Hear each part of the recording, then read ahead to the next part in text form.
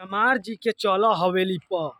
तो भाई लोग बता दूं कि इस गाने ने भाई लोग बहुत बड़ा रिकॉर्ड बना दिया है, क्योंकि दोस्तों 1 मिलियन होने जाने वाला है दोस्तों। और 1 मिलियन में थोड़ा सा ही कम है, जो कि दोस्तों अभी 9,85,000 कुछ व्यूवर्स है दोस्तों। और बहुत तगड़ा रिकॉर्ड बना दिया दोस्तों चमरान सॉन्ग बड़े भैया विकास राव जी का। तो भाई लोग उम्मीद है कि भाई लोग 1 मिलियन बहुत जल्द हो जाएगा दोस्तों, क्योंकि बहुत तेजी से इस पर व्यूज भाग रहा है दोस्तों। और काफ़ी प्यार और सपोर्ट मिल रहा है दोस्तों इस वीडियो सॉन्ग पर।